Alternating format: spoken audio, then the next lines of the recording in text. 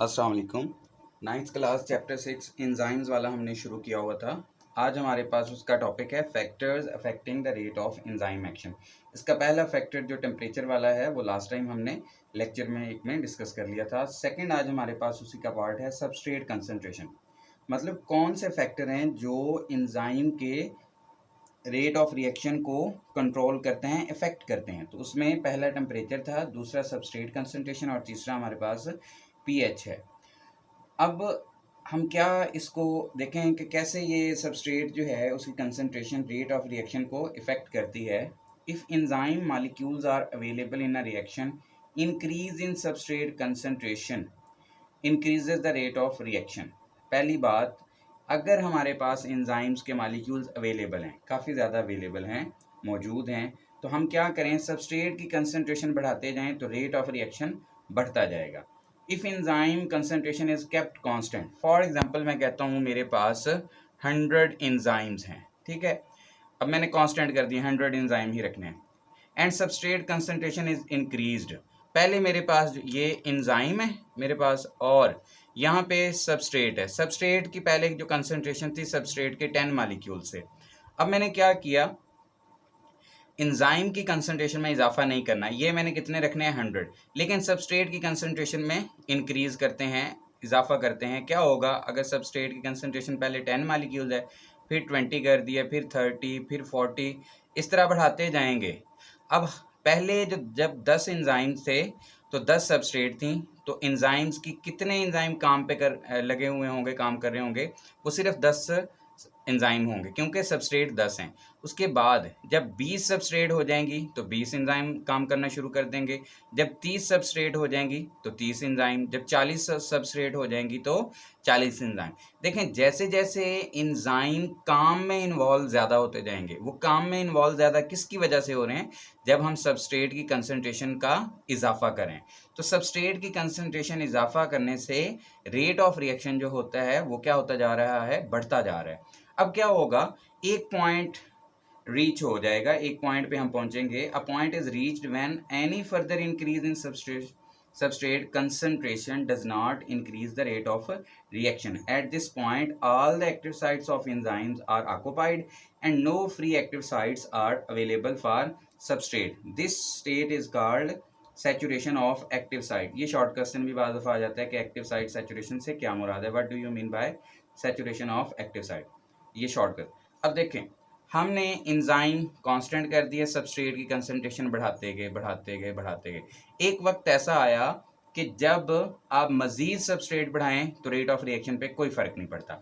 उस पॉइंट को हम क्या कहेंगे कि इस पॉइंट पे तमाम एंजाइम की एक्टिव साइट्स जो है वो फिल हो चुकी हैं, ऑक्यूपाई हो चुकी हैं, तमाम एंजाइम काम पे लग चुके हैं। उसके बाद कोई फ्री एक्टिव साइट अवेलेबल ही नहीं है मजीद सबस्ट्रेट के लिए। अब आप सबस्ट्रेट मजीद बढ़ा दें, क्योंकि कोई फ्री साइट नहीं है अवेलेबल, एक्टिव साइट कोई फ्री नहीं है, तो इस वजह से कोई एंजाइम जो है जब अवेलेबल ही नहीं है तो एक्स्ट्रा जो सबस्ट्रेट आई होगी उसके साथ वो रिएक्शन नहीं करेगा। इस वजह से जो मैक्सिमम स्पीड है वो हासिल हो चुकी है। उस पॉइंट को हम क्या कहेंगे, saturation of active site. For example हमने 40-50 ऑनवर्ड चलते गए तो 100 सबस्ट्रेट कर ली। अब हमारे पास यहाँ तक एंजाइम भी कितने थे, यहाँ तक एंजाइम भी हमारे पास 100 थे। अब यहाँ पे 100 सबस्ट्रेट के साथ 100 एंजाइम्स जो हैं वो काम कर रहे हैं, लेकिन अब सबस्ट्रेट की कंसंट्रेशन मैं मज़ीद बढ़ा देता हूँ, 110, 120, 130, इस तरह ऑनवर्ड चलें।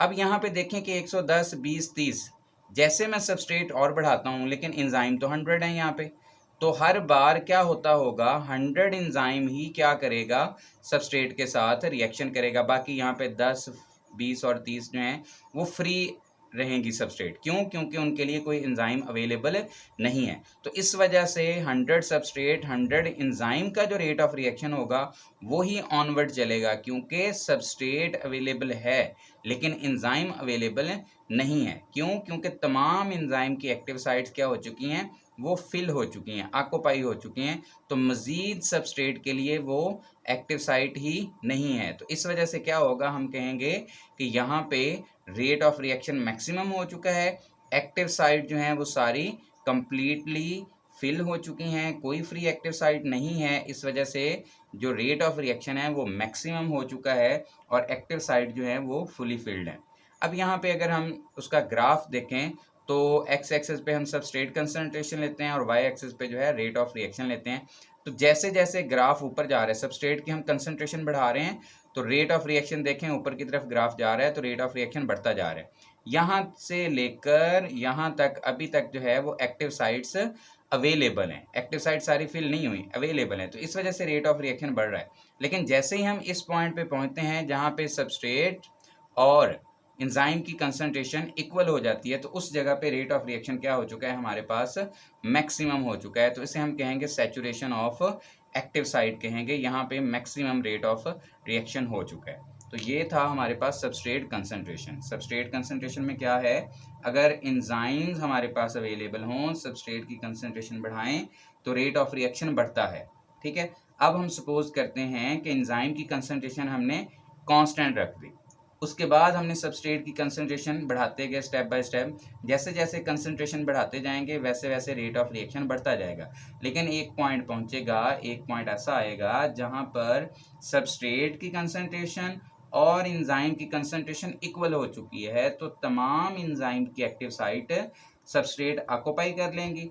उसके बाद कोई भी एक्टिव साइट एंजाइम की अवेलेबल नहीं होगी।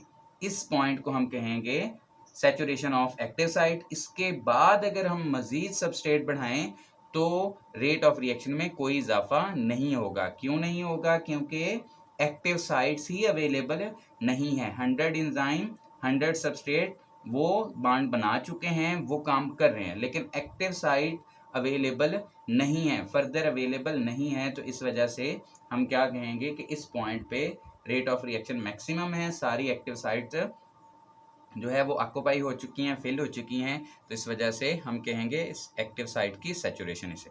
नेक्स्ट हमारे पास है pH. All enzyme work at their maximum speed at a narrow range of pH called as optimum pH. वो पीएच जहां पे एक एंजाइम क्या करता है, मैक्सिमम रेट ऑफ रिएक्शन से काम करता है, ठीक है, उस पीएच को हम क्या कहते हैं, ऑप्टिमम पीएच। जैसे हमने टेम्परेचर पढ़ा था ऑप्टिमम, वैसे ही हमारे पास ऑप्टिमम पीएच भी है कि तमाम एंजाइम अपना जो वर्क करने की स्पीड है वो एक मैक्सिमम स्पीड तक करते हैं, एक ख़ास पीएच तक, नैरो रेंज पीएच तक। उस पीएच की रेंज को हम क्या कहते हैं, optimum pH. A slide change in pH can retard the enzyme activity और ब्लॉक्स इट कम्प्लीटली। अगर पीएच में थोड़ी सी भी चेंज आए तो वो क्या कर सकते हैं, एंजाइम की एक्टिविटी को रिटार्ड कर सकती है, मतलब एंजाइम के काम करने की स्पीड को रिड्यूस कर सकती है। और ब्लॉक्स इट कम्प्लीटली, या फिर उसके काम करने को बिल्कुल ब्लॉक कर देती है, मतलब एंजाइम काम करना ही छोड़ जाएगा, या तो उसकी स्पीड कम हो जाएगी और अगर मजीद पीएच में चेंज आएगा तो वो काम करना ही छोड़ देगा।